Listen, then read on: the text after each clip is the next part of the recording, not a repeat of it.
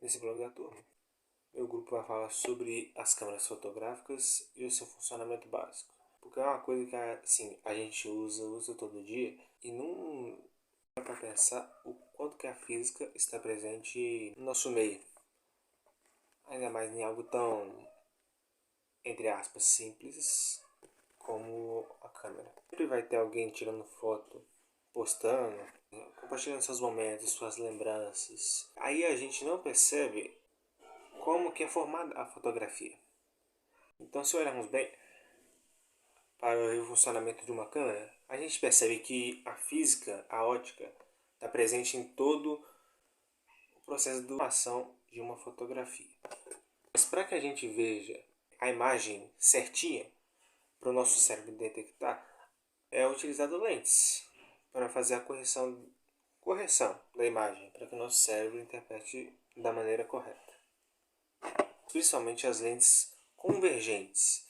Elas são capazes de projetar a imagem real e invertida em direção ao filme ou conversor eletrônico. Isso que fica dentro da câmera para registrar o que está sendo visto. Tem outras lentes para ter várias funções.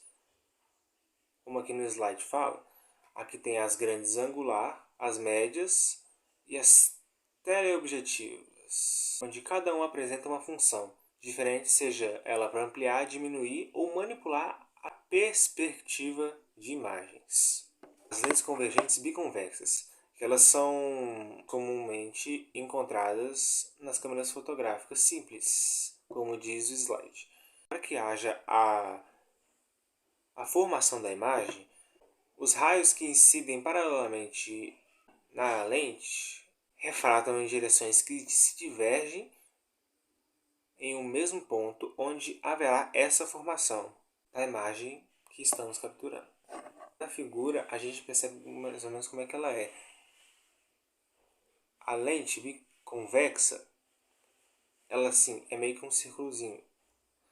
Aí a bicôncava é como se ela fosse duas depressõezinhas ali.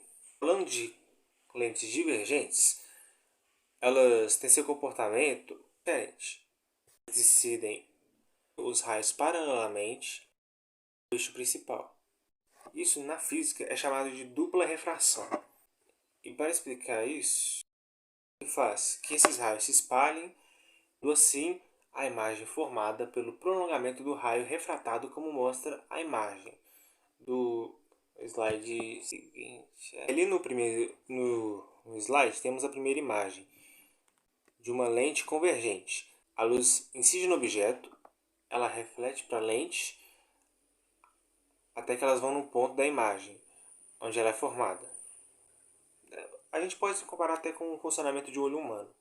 É a mesma lógica. Como é que é diferente de uma lente convergente na imagem da direita? Nas lentes divergentes, elas divergem a tal ponto que nem é possível formar a imagem posteriormente à lente, assim, daquele lado direito ali. Aí sim sendo necessária a aproximação de, por exemplo, do filme da câmera ou do conversor eletrônico da lente para que seja possível obter a imagem. Assim, aquela parte que, por exemplo, seria aonde capta a imagem, ela teria que ser aproximada aí da lente.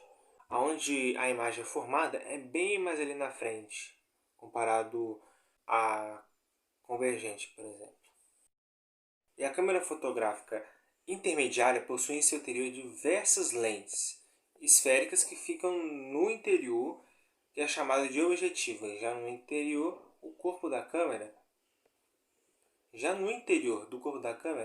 tem um espelho móvel, como mostra nesse slide. Aí a gente vê as lentes mostradas de uma forma assim bem mais nítida. Como podemos ver nesse slide, a câmera fotográfica intermediária ela possui em seu interior diversas lentes esféricas que ficam assim ali no interior.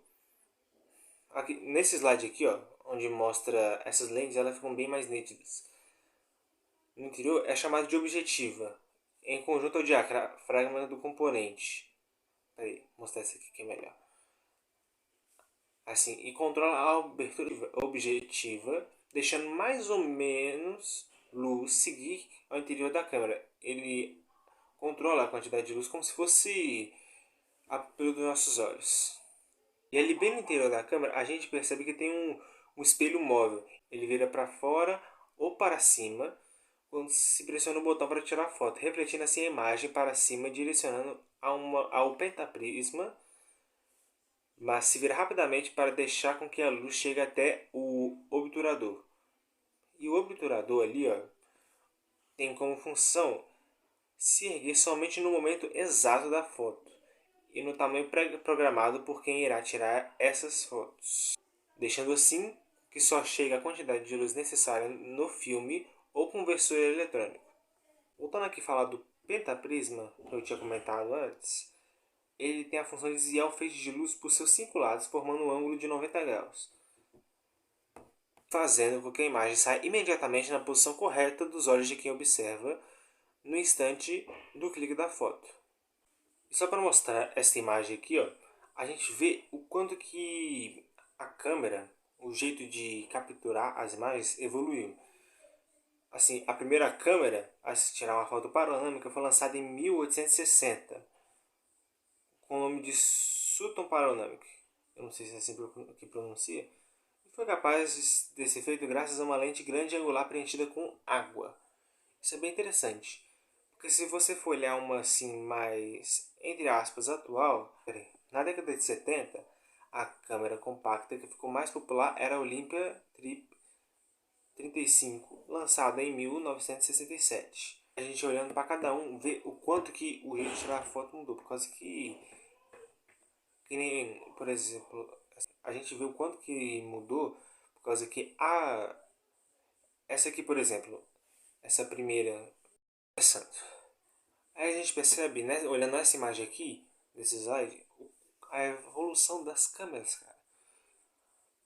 Porque aí, por exemplo, a primeira câmera a tirar uma foto panorâmica foi lançada em 1860 com o nome de Sutton Panoramic. Eu não sei se é assim que pronuncia. E ela foi capaz de ser feita graças a uma lente grande angular preenchida com água.